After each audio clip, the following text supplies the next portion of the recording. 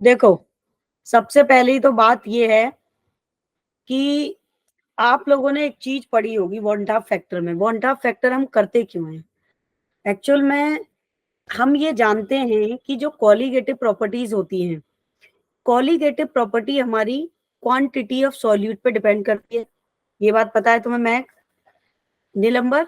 ये मैं थोड़ा सा वॉन-टॉप फैक्टर रिवीजन करा रही हूँ, बच्चों का डाउट था इसलिए। ठीक है ना? तो देखो, हम ये जानते हैं, लेकिन कहीं पे आके वॉन-टॉप फैक्टर कोलिगेटिव प्रॉपर्टी को प्रॉपरली कंसीडर नहीं करता। अब क्यों नहीं करता? सुनो, जैसे मान लो सपोज दैट ये गिलास है, ठीक है? इस गिलास में मैंने, दिख रहा है सबको गिलास? दिख रहा है ना? Yes ma'am. इस गिलास में मैंने 1 मोल NaCl डाल दिया, ठीक है? तो मेरा NaCl क्या करेगा? डिसॉल्व हो जाएगा। हो जाएगा कि नहीं हो जाएगा? तो जो मेरा NaCl है, वो मेरा क्या है? TH है, और TH क्या है हमारा? थ्योरेटिकल। तो NaCl डिसॉल्व हो गया, लेकिन अगर मैंने इसमें 1 मोल सोल्यूट के डाल दिए, ठीक है? तो कहने का मतलब क्या है? हमने जितना डाला, अगर मेरा कोलिगेटिव प्रॉपर्टी का नेचर इस सोल्यूट पे डिपेंड कर रहा है, तो मैंने जितना डाला मुझे उतना मिलना चाहिए। मिलना चाहिए कि नहीं? अगर मैंने 1 मोल डाला तो मुझे 1 मोल मिलना चाहिए, ठीक है? तो मैंने 1 मोल NaCl डाला, ठीक है? लेकिन मुझे थ्योरेटिकली, ठीक है, मेरा NaCl 1 मोल था, लेकिन मुझे NaCl के मोल्स उतने नहीं मिले, ठीक है, कम हो गए। तो इसका मतलब क्या है कि मेरा कोलिगेटिव प्रॉपर्टी का जो सॉल्यूट है, ठीक है, वो डिपेंड नहीं कर रहा है किस पे? क्वांटिटी ऑफ सॉल्यूट पे। पहली ये बात क्लियर हुई? समझ आया? तो फिर हम यस मैम। इसी के लिए पढ़ते हैं वॉन-टॉप फैक्टर, ठीक है? तो भाई देखो, वॉन-टॉप फैक्टर क्या कहता है? वॉन-टॉप फैक्टर ये कहता है कि जैसे मान लो मैंने NaCl के 1 मोल लिए, तो मुझे देखो कितने मिल रहे हैं? 2 मोल्स मिल रहे हैं। आप गौर से देखो, ये बहुत अच्छी स्लाइड बनाई थी मैंने, बच्चों को इससे क्वेश्चन कभी गलत नहीं हो सकते। तो 1 NaCl का और 1 Cl का, तो मेरे जो रिएक्टेंट प्रोडक्ट के मोल मिले, वो मुझे 2 मोल मिले टोटल। तो लेकिन अगर मेरा colligative property, quantity of solute depend करता है कोलिगेटिव प्रॉपर्टी पे, तो मैंने अगर 1 मोल डाला तो मुझे 1 मिलना चाहिए, 2 मोल डाला तो मुझे 2 मिलना चाहिए। और जब ऐसा नहीं होता है, तो इसका मतलब ये है कि फिर हमारा कोलिगेटिव प्रॉपर्टी डायरेक्टली प्रोपोर्शनल नहीं है क्वांटिटी ऑफ सॉल्यूट के, ठीक है? और जब वो क्वांटिटी ऑफ सॉल्यूट के डायरेक्टली प्रोपोर्शनल नहीं है, तो उस केस में हम लगाते हैं वॉन-टॉप फैक्टर, ठीक है? अब देखो, वॉन-टॉप फैक्टर में जैसे एक एग्जांपल है, जब इनिशियली आपने NaCl को डिसॉल्व किया, तो आपका NaCl था 1, और ये जो NaCl इनिशियली था, इसको बोलते हैं हम थ्योरेटिकल, और जो हमें यहाँ मिलता है वो होता है हमारा ऑब्जर्वेशन। तो लुक एट द स्क्रीन, आप देख सकते हो NaCl के 1 मोल आपने डाले, ठीक है? मैं इस डायग्राम को रफ कर देती हूँ और फिर तुम्हें यहाँ समझाती हूँ, ठीक है? महक, समझ आ रहा है? Yes ma'am. वॉन-टॉप फैक्टर काफी इंपॉर्टेंट भी है, जेई के वॉन-टॉप फैक्टर से काफी क्वेश्चंस आते हैं, ठीक है? अब देखो, तुमने क्या किया यहाँ पे, इसके अंदर NaCl के पार्टिकल्स को डाल दिया, तो डाल दिया भाई, ठीक है? अब ये क्या हो गए? आपके डिसॉल्व हो गए इस सॉल्यूशन के अंदर, ठीक है? अब डिसॉल्व हुए तो तुमने NaCl का 1 मोल डाला, ठीक है? ठीक है ना? ये क्या है हमारा? रिएक्टेंट, ठीक है ना? इनिशियली, स्टार्टिंग में। और स्टार्टिंग में जब आप डालते हो मोल, तो वो रिएक्ट नहीं करते, क्योंकि धीरे धीरे रिएक्शन प्रोसीड होती है। फिर तुमको बाद में, ये था, ये जो NaCl तुमने डाला था, वो था तुम्हारा थ्योरेटिकल। और जब तुमने NaCl डाल दिया और तुम्हें वाटर मिल गया, तो तुम्हें यहाँ पे 1 मोल, 1 मोल मिला Na का, और 1 मोल मिला तुम्हें Cl नेगेटिव का। तो मतलब कहने का मतलब ये हो गया कि तुमने 1 मोल डाला, लेकिन दोनों के अलग अलग 1-1 मोल तुम्हें मिले, ठीक है, आफ्टर प्रोडक्ट। मतलब आफ्टर रिएक्टेंट जब प्रोडक्ट बना तब। तो कहने का मतलब ये अब हमारा चेंज हो गया सिस्टम, यानी कि quantity of solid colligative property में क्या करता है, डायरेक्टली प्रोपोर्शनल होता है, बट यहाँ पे ये फैक्टर नहीं लग रहा है। तो हमेशा जो तुमको आफ्टर प्रोडक्ट मिला ऑब्जर्वेशन, ठीक है, वो तुम्हारा ऑब्जर्वेशन होता है। तो अब देखो यहाँ पे मैंने सॉल्व कर रखा है। अब तुम्हें निकालना है आई। आई से रिप्रेजेंट करते हैं हम वॉन्टा फैक्टर को। अब देखो तुम तो आई का फॉर्मूला क्या होता है, आई इज इक्वल टू होता है observation colligative properties and theoretical colligative properties. ठीक है, क्या होता है I equal to, I is equal to होता है observation colligative properties divide by theoretical colligative properties. ठीक है, तो अब देखो लुक एट दिस, जो तुम्हारा NaCl यहाँ पे आया था ये था तुम्हारा थ्योरेटिकल, ठीक है, और तुम्हारा जो ऑब्जर्वेशन आया वो 1 का और 1 का आया, तो 2 हो गया। तो अब एक बात बताओ, अगर ऑब्जर्वेशन तुम्हारा 2 है, थ्योरेटिकल 1 है, तो कितना आ जाएगा तुम्हारा 2, आई की वैल्यू Yes, ma'am. आ गया ना, आई की वैल्यू 1, समझ आया। तो इस तरीके से हम ऑब्जर्वेशन और थ्योरेटिकल को निकालते हैं, लेकिन ये कंडीशन अलग अलग सिचुएशन में अलग अलग फैक्टर्स पे काम करती है। तो देखो ये तो था तुम्हारा, तो देखो ऑब्जर्वेशन अब हमारा कैसा रहा, हमारा जो ऑब्जर्वेशन रहा वो 2 ग्रेटर देन 1 रहा, यानी कि आई की वैल्यू ज्यादा आई 2 से, 1 से, या कम आई, Ma'am, ज़्यादा। ज्यादा। ठीक है, ओफो 1 मिनट बच्चा, मैंने नो कर दिया, मुझे यस करना चाहिए था सेव के लिए। वापस से खोलती हूँ स्लाइड, ठीक है। Okay, ma'am. कभी कभी सिस्टम पे ना गलत क्लिक से ही सब गड़बड़ हो जाता है।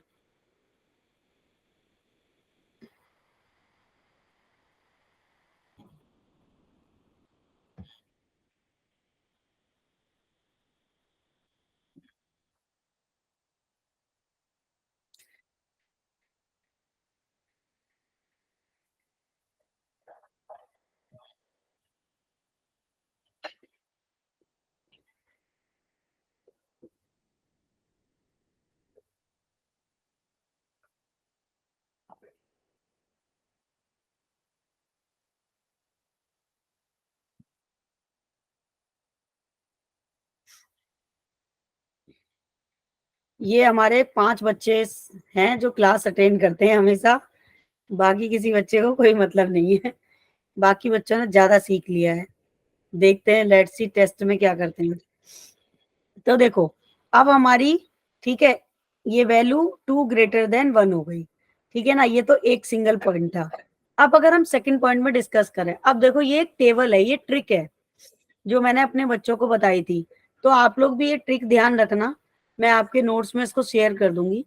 जब भी कभी डिसोसिएशन होता है, डिसोसिएशन का मतलब समझते हो आप, पहले ये बताओ मुझे, what is the meaning of dissociation and association, क्या मीनिंग है इसका। एसोसिएशन वो ब्रेक डाउन हो जाता है और एसोसिएशन में वो डाइमर मतलब जुड़ जाता है। हाँ, डाइमर बन जाता है, एग्जैक्टली डाइमर बन जाता है। डिसोसिएट का मतलब है कि कौन कितना ज्यादा टूट रहा है, ठीक है, कंप्लीटली टूट रहा है। अगर हमने 100 डाला तो 100% टूट गया वो, और अगर हमने 100 डाला तो सिर्फ 50% टूटा। और जो आपका आपका एसोसिएशन होता है उसमें हमेशा डाइमर बन जाता है, ठीक है ना, यानी कि 2 डाला तो मैं 1 मिल गया, ये मतलब है। तो एक ये ट्रिक है, इसको हमेशा ध्यान रखना। आप इसे डायरेक्ट क्वेश्चन करने में अप्लाई कर सकते हो, कभी भी तुम्हारे क्वेश्चन इससे गलत नहीं होंगे। जब भी तुम्हें किसी क्वेश्चन में अगर डिसोसिएशन दे रखा है तो क्वांटिटी ऑफ सॉल्यूट हमेशा बढ़ेगी। अब तुम लोग देख सकते हो, यहाँ पे देखो जरा, यहाँ तुम्हें NaCl दे रखा था, NaCl कंप्लीटली वाटर में डिसोसिएट हो जाता है, तो तुम्हारा क्वांटिटी ऑफ सॉल्यूट ज्यादा आ रही है कि कम आ रही है, बढ़ रही है हमेशा, 2 ग्रेटर देन 1 आया भाई, है ना। Yes ma'am. भाई देखो तुमने 1 डाला तुम्हें 2 मिल गया, तो क्वांटिटी ऑफ सॉल्यूट बढ़ गई तुम्हारी डिस्ट्रीब्यूशन के इसमें। तो ऑलवेज ध्यान रखना, कॉलिगेटिव प्रॉपर्टी की वैल्यू, कॉलिगेटिव प्रॉपर्टी की वैल्यू हमेशा बढ़ेगी, और सॉल्यूट का जो मोलर मास होगा वो तुम्हारा डिक्रीज होगा। अब वो क्यों डिक्रीज हो रहा है बच्चा बाटी, देखो पहले भाई बेचारा NaCl एक साथ आ रहा था, तो मोलर मास हो रहा था 35.5.6, 35.5 या 6 समथिंग, अब जब एक Na अलग मिलके 1 बना रहा है, एक Cl अलग मिलके 1 बना रहा है, तो मोलर मास बढ़ रहा है कि घट रहा है? घट रहा है। घट रहा है। और उस केस में हमेशा बचा पार्टी तुमको I की वैल्यू ग्रेटर देन मिलेगी 1 से। पहला स्टेप क्लियर? तो ये ट्रिक याद रखो, कभी क्वेश्चन गलत ही नहीं होगा तुम्हारा। अब तुमको कुछ याद नहीं आ रहा है? अभी जब हमने क्या कहते हैं, जब फर्स्ट टेस्ट लिया था और उसमें सॉल्यूशन दिया था, तो तुम्हारे क्वेश्चन इस तरीके के थे जो डायरेक्ट इस फॉर्मूले को टच कर रहे थे। याद है कुछ? Yes ma'am. ठीक है, बाकी बच्चे भी पूछ लें। बाकी दृष्टि, गौरव, तन्मय, नीलंबर, आपको आ रहा है समझ में? यस। Okay good. अब देखो एसोसिएशन के केस में जस्ट उल्टा हो जाएगा, क्वांटिटी ऑफ सॉल्यूट डिक्रीज हो जाएगी, ठीक है, क्योंकि डायमर बन जाता है और कॉलिगेटिव प्रॉपर्टी की वैल्यू भी डिक्रीज होगी, बट सॉल्यूट बने बढ़ जाएगा। क्यों बढ़ जाएगा? क्योंकि तुम डाल दो रहे हो और तुम्हें एक मिल रहा है, ठीक है ना। जब तुम डाल दो रहे हो तुम्हें एक मिल रहा है, डायमर बन रहा है, तो डायमर पूरा एक साथ कंज्यूम हो गया, तुमने दो को एक बना दिया, ठीक है, मिलके, तो तुम्हारा सॉल्यूट का जो मोलर मास है वो बढ़ गया। लेकिन आई की वैल्यू उस केस में हमेशा डिक्रीज हो जाएगी। तो देखो तुम्हारे कॉलिगेट आई के फैक्टर को कैलकुलेट करने के लिए उस इस बेसिस पे हमारे दो फॉर्मूले बनते हैं। एक आई इजकस to observation colligative property determine divide by theoretical. दूसरा फॉर्मूला बनता है मोलर मास के रेस्पेक्ट में। अब अगर मोलर मास के रेस्पेक्ट में वो पूछ रहा है बेटा, तो मोलर मास के रेस्पेक्ट में वो तुम्हें ऑब्जर्वेशन मोलर मास देगा क्वेश्चन में, तो तब आप ये वाला फॉर्मूला लगाओगे, I is equal to theoretical mass and divide by observation molar mass. Clear है क्या? Yes ma'am. अब देखो आगे, अब ये जो केस है वो है वीक केस, डायमर के केस में। तो मैं डायमर के केस में भी दिखा देती हूँ आपको कि किस तरीके से हम अपना निकालते हैं आई फैक्टर, अगर डायमर का कोई फैक्टर लग रहा है तो। वांट ऑफ फैक्टर को तो खूब अच्छे से कर लेना, क्योंकि इससे क्वेश्चन पेपर में आता ही है हमेशा। तो देखो एग्जाम्पल देखोगे अगर आप, लुक एट दिस, तो तुमने लिया CH3COOH, तो बच्चा पार्टी हम जानते हैं CH3COOH को क्या बोलते हो? एसिटिक एसिड, है ना। Yes ma'am. और ये एसिटिक एसिड कैसा होता है? वीक एसिड होता है ना, वीक इलेक्ट्रोलाइट होता है। अब ये बेंजीन से रिएक्ट कर रहा है, तो देखो बेंजीन से रिएक्ट करके ये एक मॉलिक्यूल बना रहा है पूरा, तो डाइमर हो गया, यानी कि इसका जो एक मॉलिक्यूल था वो बेंजीन के साथ डाइमराइज हो गया, तो इसने दो से एक मॉलिक्यूल बना दिया, तो डाइमराइजेशन हो गया, तो इक्वल टू ऑब्जर्वेशन कितना हो गया? 1। यानी कि जो हमारा ऑब्जर्वेशन आया वो कितना आया? इसके केस में 1 आया। ये हमारा क्या है? ऑब्जर्वेशन। और अगर हमने थ्योरेटिकल देखा तो थ्योरेटिकल कितना था हमारा? 2। तो अब आई की वैल्यू आप निकालोगे तो ऑब्जर्वेशन तुम्हारा 1 था डायमर बनने के बाद, और थ्योरेटिकल तुम्हारा 2 है, तो लेस देन 1 आ गया। तो ये हमेशा किसके केस में होगा? आपका डिसोसिएशन के, एसोसिएशन के केस में होगा। और दो का एक बन गया, पूरा कंज्यूम हो गया, तो मोलर मास बढ़ गया, और कॉलिगेटिव प्रॉपर्टी की वैल्यू क्या हो गई? डिक्रीज हो गई। समझ आया? Yes ma'am. चलिए अब आगे। मैम हाँ, ये C6H6 और C6H5CH3 ये दोनों अगर मिक्स हुए तो आइडियल सोल्यूशन बनेगा। हाँ आइडियल सॉल्यूशन बनेगा, यस। ये तो एग्जांपल पढ़े हैं, लेकिन आइडियल सॉल्यूशन के भी कुछ फैक्टर्स हैं जो तुमने पढ़े होंगे कि किस किस कंडीशन में आइडियल सॉल्यूशन हमारा काम करता है, ठीक है। मैम एक और था कि C2H5Cl और C2H5OH ये दोनों आइडियल क्यों नहीं बनाएंगे? क्या था? C2H5 एक C2H5Cl और C2H5OH। OL OH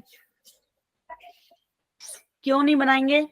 ये क्वेश्चन कहाँ पूछा गया है? मैम डाउट है। डाउट है। अब देखो इन दोनों में अगर देखा जाए तो क्लोरीन कैसा है? More electronegative. Yes ma'am. लेकिन ये कैसा है? हाइड्रोजन बॉन्डिंग दे रहा है, यस ठीक मैम। है। इलेक्ट्रोनेगेटिविटी के डिफरेंस से ठीक है, हाइड्रोजन बॉन्डिंग इज ज्यादा स्टेबल, यस मैम।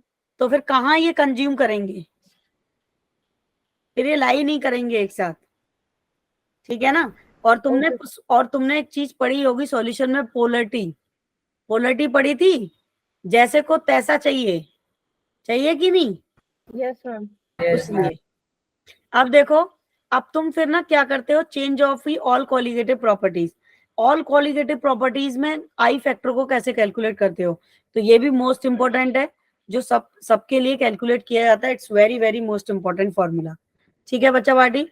तो देखो अब सबसे पहली कोलिगेटिव प्रॉपर्टी आप पढ़ते हो relative lowering in vapour pressure, और relative lowering in vapour pressure का फॉर्मूला होता है, इस आई को हटा दो, इनको हाइड कर दो सपोज दैट, तो R L VP equal to होता है एक्स वी, और अगर हम बॉइलिंग पॉइंट की बात करें तो delta T B equal to K B into M, M क्या है, मोलैरिटी, लिटी है मोलैलिटी, स्मॉल एम, ठीक है, और के एफ क्या है हमारा, डिप्रेशन इन फ्रीजिंग पॉइंट, तो ये भी स्मॉल एम के साथ एक करेगा।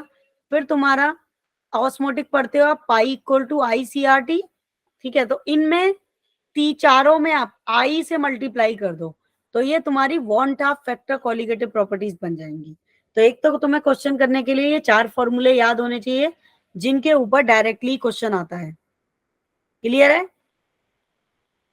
Yes ma'am. चलो अब चलते हैं हम आगे, ठीक है ना। तो देखो अब ये एक इंपॉर्टेंट केस है, एक ये नोट है, यहाँ पे ये नोट स्टार लगा रखा है मैंने, ध्यान रखना।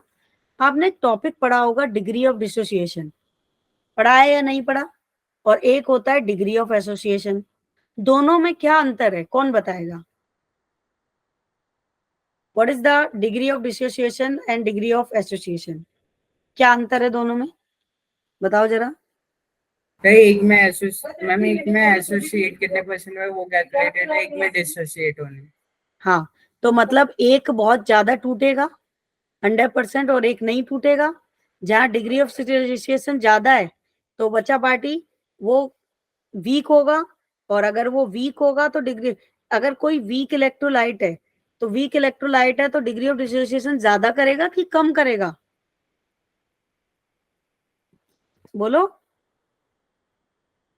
अगर कोई वीक इलेक्ट्रोलाइट है तो वो डिग्री ऑफ डिसोसिएशन ज्यादा करेगा कि कम करेगा, ये बताओ। हम्म,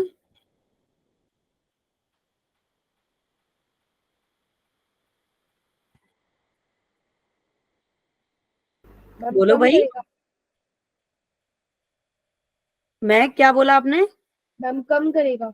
कम करेगा, और जो स्ट्रॉन्ग इलेक्ट्रोलाइट जो वीक है, ठीक है, वो ज्यादा टूटेगा, स्ट्रॉन्ग कम टूटेगा, या स्ट्रॉन्ग ज्यादा टूटेगा, कोई और भी बच्चा बताए।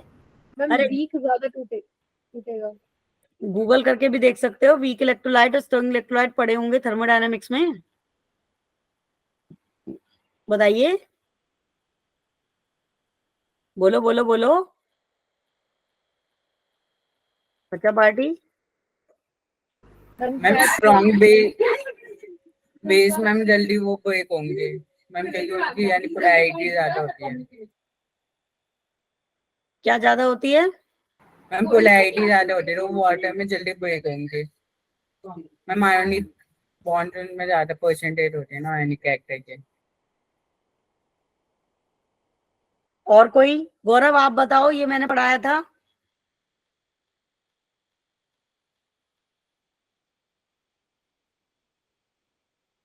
बिल्कुल सही, दोज इलेक्ट्रोलाइट डू नॉट, ठीक है, डिसोसिएट ऑफ आइंस, ठीक है ना। तो देखो अब इसके फैक्टर में देखो, अब यहाँ पे एक इंपॉर्टेंट नोट है, ये भी एक ट्रिक समझ सकते हो आप, कि आई की वैल्यू ग्रेटर देन 1 थी और आई की वैल्यू लेस देन 1 थी, तो if solute not dissociate and associate, जब कभी भी ऐसी सिचुएशन आ जाए कि हमारा कोई भी सॉल्यूट या सॉल्वेंट है, ना तो वो डिसोसिएट हो रहा है ना एसोसिएट हो रहा है, तो उसकी वैल्यू हमेशा आई की कितनी आएगी, 1 आएगी, ध्यान रखोगे ये बात, ऑलवेज 1 होगी। अगर आपको ये वैल्यू डायरेक्ट भी याद है तो आप डायरेक्ट क्वेश्चन सॉल्व कर सकते हो। तो डिसोसिएशन के केस में ग्रेटर देन 1, एसोसिएशन के केस में लेस देन 1, और अगर डिसोसिएट और एसोसिएट दोनों में से कोई भी नहीं हो रहा है तो वैल्यू होती है आई की हमेशा 1। अब देखो वन ऑफ फैक्टर किसी वीक इलेक्ट्रोलाइट के लिए हम निकाल रहे हैं, डिग्री ऑफ डिसोसिएशन कैलकुलेट कर रहे हैं, तो कैसे कैलकुलेट करोगे? CH3 एक वीक इलेक्ट्रोलाइट है, तो ये टूटेगा CH3 नेगेटिव और पॉजिटिव में। तो बचा बाटी, अब हमने देखो इसका कितना डाला, 1 डाला, वीक इलेक्ट्रोलाइट है ये, ठीक है ना। तो वीक इलेक्ट्रोलाइट है तो इसका आप 100% डाल रहे हो, तो ये तो इसका थ्योरेटिकल वैल्यू हो गया। अब आपको ये देगा कितना, क्योंकि टूट जाएगा पूरा, टूटने के बाद ये एसोसिएशन करेगा तो तुम्हें कितना देगा, 200 देना चाहिए था, ठीक है तुम्हें, भाई अगर ये 100% टूटा है तो तुम्हें 200 देना चाहिए था, लेकिन ये कम देगा। अब आफ्टर प्रोडक्ट ये कितना देगा तुम्हें, 50 इसका देगा, CH3COOH का 50 इसका देगा। लेकिन अगर हम 100 डाल रहे हैं तो हमें मिलना कितना चाहिए था, 200 मिलना चाहिए था। अब 200 क्यों नहीं मिला, क्योंकि वीक इलेक्ट्रोलाइट है। तो देखो अगर आप इसका डिग्री ऑफ डिसोसिएशन निकालोगे बच्चा पार्टी, तो तुम्हें कितना मिला, ऑब्जर्वेशन 50, और तुम्हारा जो थ्योरेटिकल था वो कितना था, 100। तो वैल्यू कितनी आई, 0.5 आई। तो अगर आप इसका आई निकालोगे तो आई में ऑब्जर्वेशन पूरा जुड़ जाता है। तो आई में ऑब्जर्वेशन, भाई तुम्हारा थ्योरेटिकल कितना था, 100, ऑब्जर्वेशन में मिला तुम्हें 50, ठीक है, अलग अलग। तो तुम 50 लोगे तो तुम्हारा कितना हो गया, 50 हो गया, 150। तो 150 डिवाइड बाय 100, तो 1.5 आ गया इसका वन हाफ फैक्टर। तो इस तरीके से मतलब तुम डिग्री ऑफ डिसोसिएशन वीक और स्ट्रॉन्ग के लिए निकालते हो, ठीक है बच्चा पार्टी। Yes ma'am. ये तो पढ़ी रखा है अब तुमने आगे सब। Yes ma'am. अब हम सॉलिड स्टेट पे आ जाएं क्या? Sure ma'am. चलो, तो इसमें और भी कुछ लिखा है, आप इसे पढ़ लेना। ये मैंने कुछ क्वेश्चंस भी कराए थे बच्चों को, काफी अच्छे क्वेश्चन है ये, जेई एडवांस में आ चुके हैं, जेई के क्वेश्चन है, इनको तुम देख लेना एक बार। मैं नई स्लाइड यहीं से ऐड कर देती हूँ तुम्हें। तो अब देखो तुम्हें मैं ऑक्ट्राहेड्रल वॉइड्स पढ़ा चुकी थी, वो टेट्राहेड्रल। अब ऑक्ट्राहेड्रल हम पढ़ लेते हैं, ऑक्ट्राहेड्रल वॉइड के क्या इंपॉर्टेंट पॉइंट्स हैं। कल तुम्हारे डिफेक्ट खत्म करा के मैं चैप्टर को क्लोज कर दूंगी, और फिर हम करेंगे 2-3 दिन न्यूमेरिकल की प्रैक्टिस। तो देखो अगर आपसे पूछी जाए लोकेशन ऑक्ट्राहेड्रल वॉइड की, तो ध्यान रखना location octahedral void present in midpoint of edge length, ठीक है, and centre of FCC unit cell. ध्यान रखना है, काफी इंपॉर्टेंट पॉइंट है। 1 मिनट बच्चा होल्ड करनी।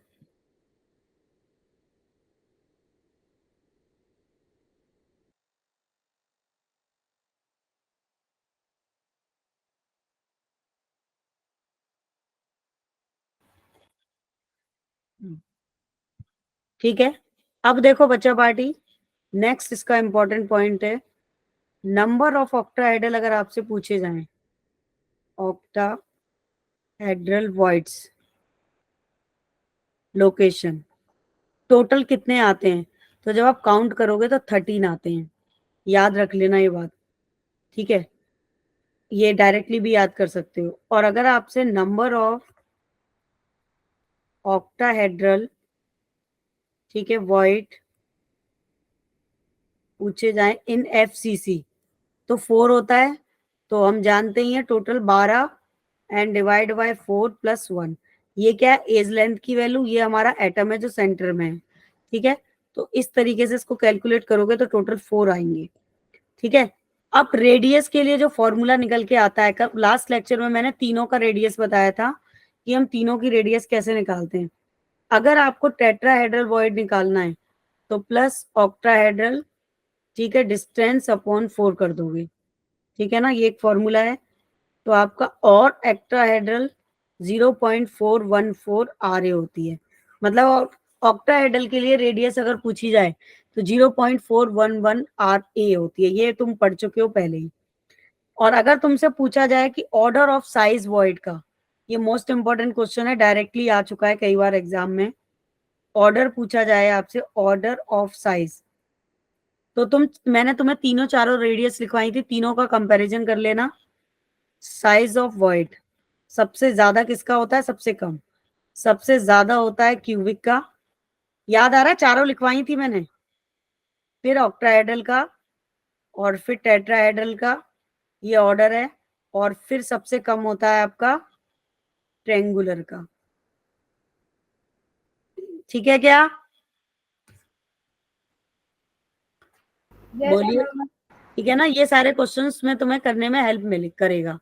तो ये था तुम्हारा रेडियस रेडियस का चक्कर, इस तरीके से हम क्वेश्चंस करेंगे। और अब मैं तुम्हें ना कुछ मिक्स क्वेश्चन दे रही हूँ, वो 2-4 क्वेश्चन तुम करो। कल कल पूरी क्लास डिफेक्ट की होगी, डिफेक्ट खत्म हो जाएंगे कल। अब देखो, तुमने आधे से ज्यादा चैप्टर कवर कर लिया है, तो मुझे तुम कुछ क्वेश्चंस करके दिखाओ, अगर तुम्हें ये चैप्टर पूरे से समझ में आया तो। जैसे कि क्वेश्चन ये है,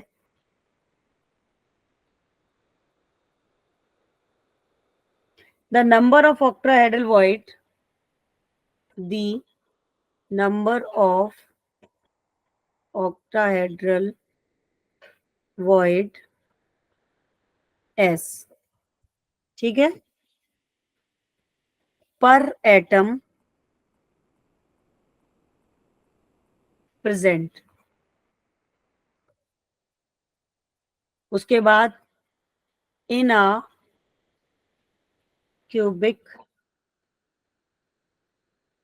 पैक्ड स्ट्रक्चर। ठीक है, ऑप्शन दिया है, 2012 में आया है ये question. 1, B option 3, C option 2, D option 4। ठीक है, बताओ इसका करेक्ट आंसर क्या होगा। C. तब तक मैं और क्वेश्चन देखती हूँ आपके लिए।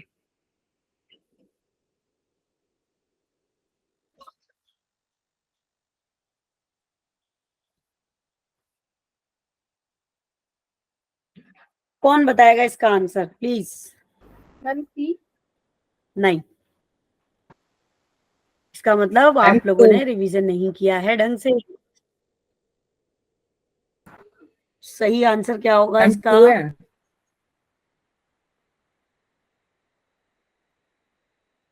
नहीं, ma'am C.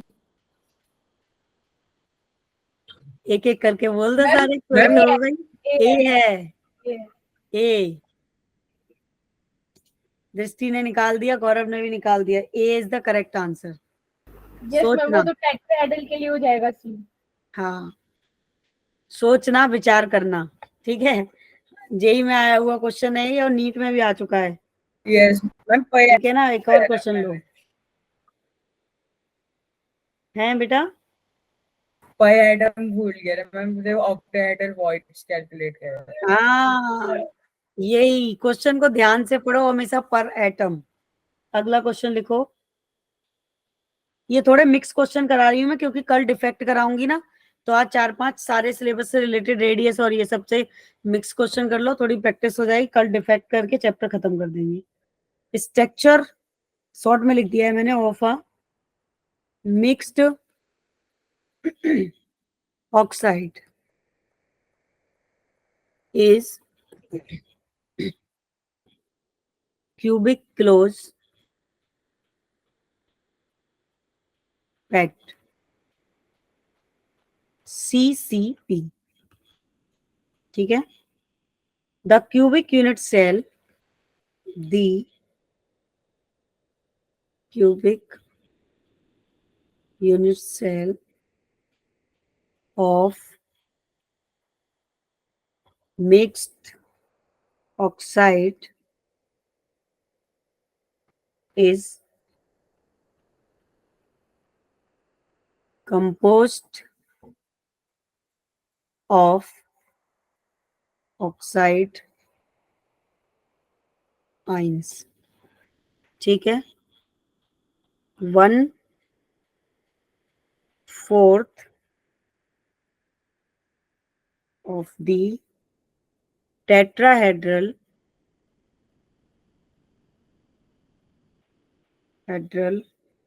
void are occupied by divalent metal. ठीक है. A and the octahedral void are occupied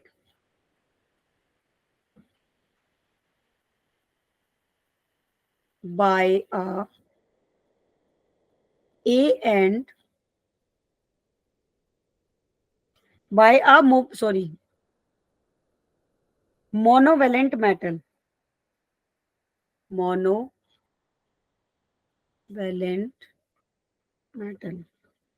ठीक है. B. The formula of oxide is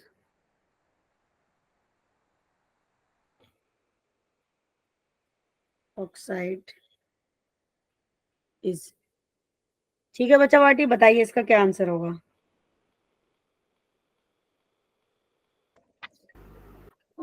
ma'am एक बार पीछे वाली स्लाइड दिखाना. यस.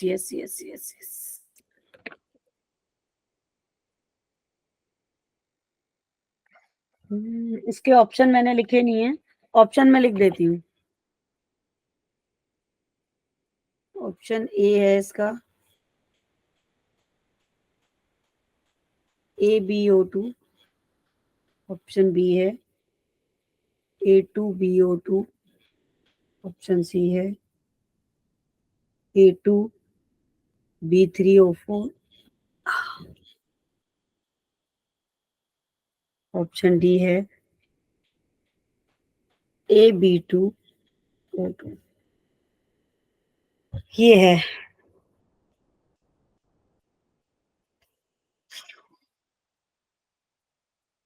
तब तक मैं और क्वेश्चन देखती हूँ, आप सॉल्व करो. स्लाइड शो नहीं हो रही है वाली. स्लाइड शो नहीं हो रही. मैम पीछे वाली, ये दूसरी शो हो रही.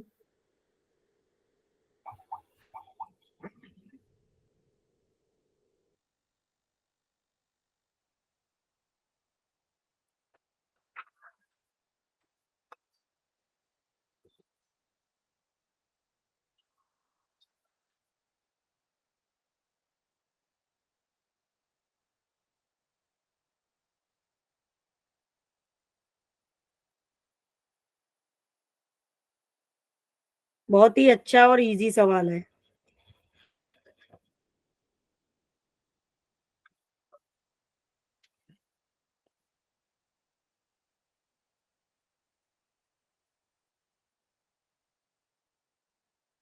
नीलंबर, तन्मय, दृष्टि समझ आ रहा है. गौरव, मैम नेक्स्ट स्लाइड शो करना.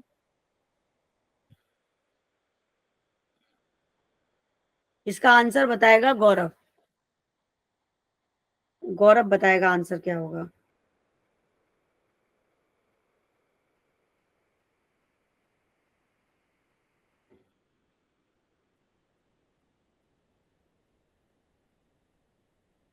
मैम आंसर डी है. क्या रिपीट करना एक बार. मैम आंसर डी है. डी. हाँ, D answer is correct. Yes. कैसे होगा, क्योंकि देखो क्यूबिक क्लोज पैकिंग की बात कर रहा है, तो 4 इक्वल टू कितना है, O2 नेगेटिव है ना. उसके बाद नंबर ऑफ टेट्राहेड्रल वॉइड्स क्या होते हैं, नंबर ऑफ 4 into 2 हो जाएगा. टेट्राहेड्रल. राइट, बहुत सही. कितना हो जाएगा, 2n. तो बच्चा पार्टी 2 into 4 इक्वल टू 8. अब क्या करोगे, अब number of A2 positive ions हैं.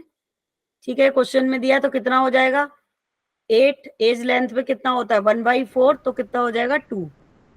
उसके बाद नंबर ऑफ, ठीक है, ऑक्टाहेड्रल इक्वल टू कितने हो जाएंगे बोलो? 4 ऑक्टाहेड्रल वॉइड्स इक्वल टू कितना हो जाएगा number of B positive ions, ठीक है, n इक्वल टू 4। बस दोनों को कर दो कंबाइन और फॉर्मूला आ जाएगा AB2O2। सबको समझ में आ गया? Yes ma'am. Gaurav, Tanmay and दृष्टि, नीलंबर और महक ने तो बता ही दिया। अब अगले क्वेश्चन का आंसर ना दृष्टि बताएगी। अगला क्वेश्चन लिखो।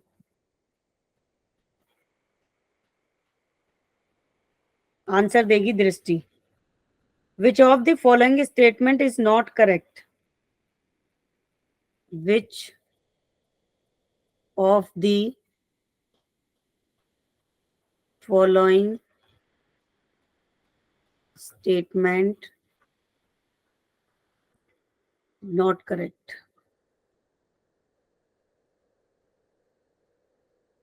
ठीक है, ए है the number of carbon atom, ठीक है, atoms in a unit cell of diamond of, ये सारे क्वेश्चन ना प्रीवियस ईयर के हैं जितने भी मैं करा रही हूं आपको। 4 be the number of Bravais lattice, number of Bravais lattice in which a crystal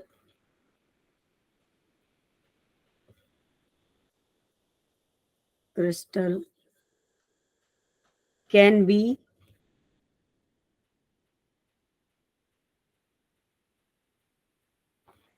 categorized in is 14। ठीक है, समझ में आ रहा है बच्चा पार्टी कुछ? इसमें से कौन सा स्टेटमेंट करेक्ट है, कौन सा सही है? अभी सारे स्टेटमेंट नहीं लिखे हैं मैंने, अगला लिख रही हूं। The fraction of the total volume, the of the total volume occupied by the atom in a primitive cell, answer ये है। in a primitive cell is 0.48। बताओ, अभी डिसीजन मत दो। चलो अब मैं 3 ही स्टेटमेंट दे रही हूं, अगला स्टेटमेंट दे नहीं रही हूं, क्योंकि इन 3 में से कोई एक आंसर है। बताओ कैसे? मैम ए होगा मैम, देखो, डायमंड में 8 होते हैं।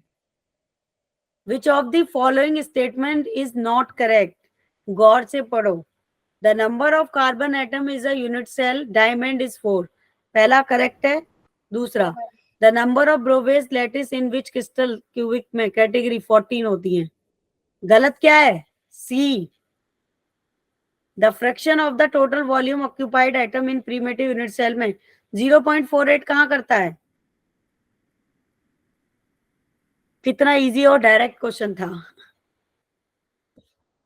क्यों निलंबर? मैम 8 होते हैं, लेकिन मैम डायमंड में नहीं नहीं, 4 आएंगे। मैम एफसीजी स्ट्रक्चर है मैम 4, यानी ऑल्टरनेटिंग टेट्राहेड्रल स्पीसीज में होता है एटम के अंदर। क्या चीज?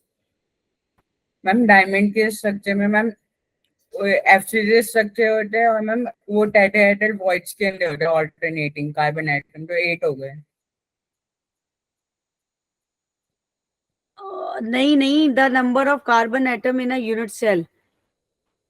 कार्बन एटम कितने होंगे यूनिट सेल में डायमंड पे, ये पूछ रहा है वो। मैम बुक में भी यही लिखा है था, इसलिए मुझे लगा। 8 है। एक मिनट रुको। Yes ma'am. मैम NaCl की तरह स्ट्रक्चर होता है, बस दोनों जगह पे कार्बन खा जाते हैं, Na और हाँ हाँ, वो CO। तो पता है। तो हम दोनों कौन 4 4 तो 8 हो जाएंगे। 4। मैम ऑल्टरनेटिंग वो टेट्राहेड्रल वॉइड्स में होते हैं ना। रुको मुझे सोचने दो एक बार। 4 और 3 सेंटर का। हाँ, बात तो सही बोल रहे हो तुम। कोई नहीं, ये स्टेटमेंट ना बुक में क्वेश्चन में ही गलत दे रखा है, तो हम इसके हिसाब से लगा सकते हैं। आप ये कर सकते हो इसके हिसाब से। 2 स्टेटमेंट करेक्ट हैं। सी भी तो इनकरेक्ट है। यस। ठीक है, तो कभी कभी ऐसे 2 क्वेश्चन में हो जाता है, वो प्रिंटिंग मिस्टेक है शायद। सीबी भी तो इनकरेक्ट है ना। कभी भी टोटल वॉल्यूम ऑक्यूपाइड 0.48 कहाँ करता है, ज्यादा करता है, कम करता है, लेकिन क्योंकि हमने फ्रैक्शन पढ़ा है। अब देखो अगला क्वेश्चन। 0.52 होता है। हाँ, तो स्टेटमेंट करेक्ट है ना, तो 2 ऑप्शन करेक्ट हो गए ना फिर तो हमारे। Yes ma'am. उसके बाद तीसरा तो मैंने दिया ही नहीं, नहीं तो और मल्टीपल भी हो चॉइस जाते। क्वेश्चन है। हाँ, अब क्वेश्चन नंबर करो नेक्स्ट। हम्म ये सारे क्वेश्चन प्रीवियस ईयर में आए हैं, जेई में और नीट में। मिक्स क्वेश्चन करा रही हूँ मैं आपको। The fraction of total volume occupied by the atom present in a simple cube is, ठीक है,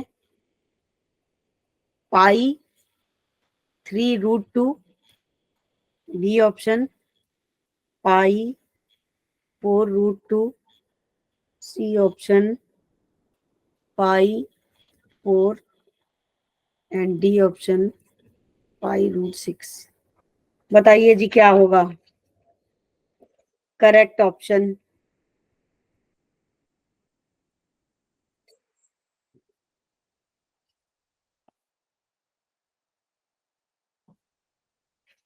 करेंगे नेक्स्ट क्वेश्चन। मैम डी है क्या? हाँ, yes, D answer is correct. Good job. कैसे बताओ।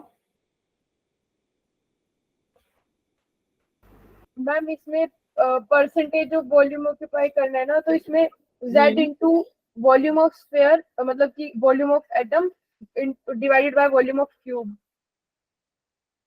ठीक है, वेरी गुड। कल मैं तुम्हें एक टॉपिक और करा दूंगी। एक कैटाइन और एनाइन का एक फॉर्मूला होता है हमारा, नंबर ऑफ एटम का आर काउंट करने के लिए, R positive and R negative. उसका डायरेक्ट फॉर्मूले से क्वेश्चंस आते हैं बहुत सारे। तो कल वो, और कल तुम्हारे डिफेक्ट, ये पूरा काम मैं फिनिश करा दूंगी कल तुम्हारा। ठीक है बच्चा। Yes ma'am. अब देखो एक नीट का क्वेश्चन कर लो, जेई के कई सारे क्वेश्चन कर लिए। ये नीट 2018 में आया, लेटेस्ट क्वेश्चन है, इसका आंसर देना।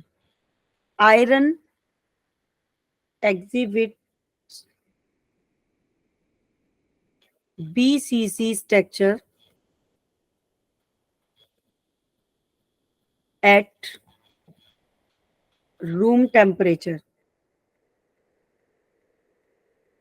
above 900 degree centigrade. It transforms to FCC structure. The ratio of density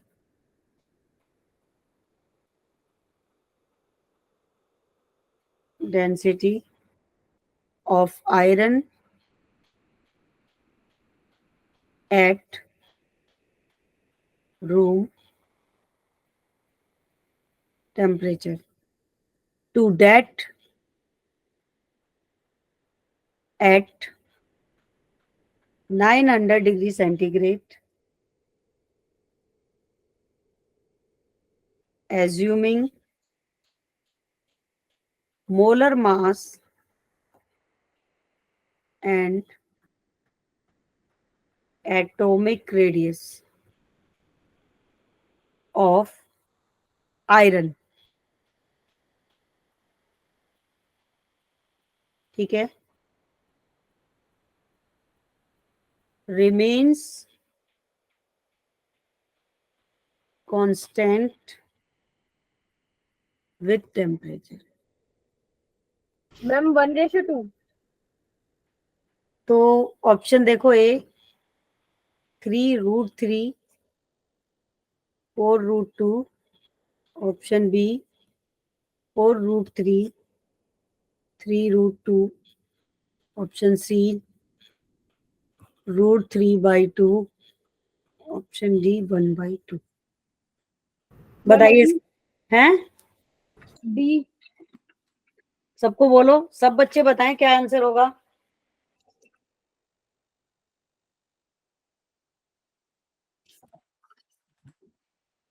ये एंट्रेंस की बुक से क्वेश्चन करा रही हूँ मैं आपको।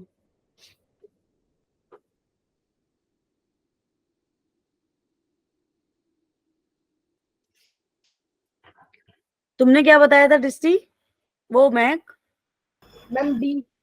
हाँ, डी करेक्ट है। बाकी बच्चे समझ में आया कैसे करना था? नीलंबर, गौरव, समझ आया बेटा? Yes ma'am. डी होगा ना? दृष्टि आपको Yes. आया?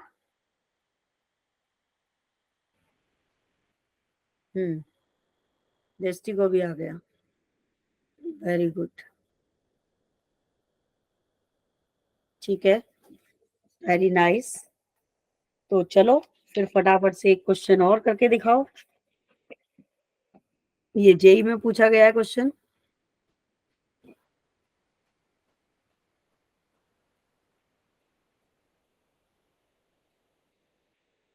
lithium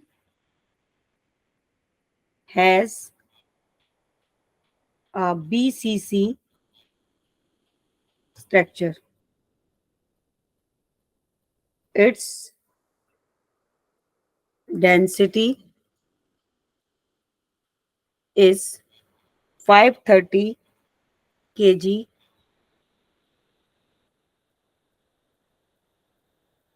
ठीक है metre cube, and its atomic mass is 6.94 gram mole inverse 1. Calculated the age length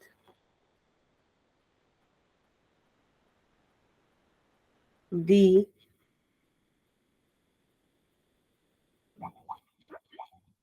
length of a unit cell of lithium metal. ठीक है, A option 5 to 7 PM, option B 264 PM। कौन सी approach लगेगी इस question में?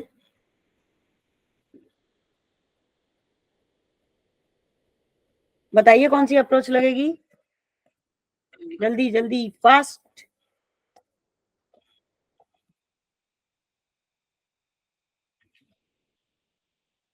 D है ma'am. हाँ, D है बेटा, बहुत सही, गुड जॉब। कौन सी अप्रोच लगेगी बताओ? वही Ma'am, फॉर्मूला लगेगा, सीधे जेड की वैल्यू तो 2 हो जाएगी, है ना। yes और ma'am, density of cell of density की वैल्यू दी है 530 दी है ना, yes ma'am, बस तो kgs में। फॉर्मूला लगा के कैलकुलेट कर देना है। तो D option is the correct option. ठीक है, चलो आज मैं इतना ही पढ़ाऊंगी आपको, है ना बच्चा। अब कल तुम्हारा ये चैप्टर खत्म हो जाएगा, तो प्लीज कल टाइम से क्लास ज्वाइन कर लेना। एक तो मैं लास्ट एक आर पॉजिटिव कैटाइन वाला फॉर्मूला पढ़ाना है, सारे डिफेक्ट, ठीक है ना।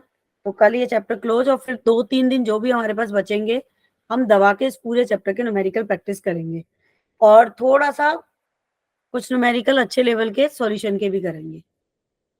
ठीक है,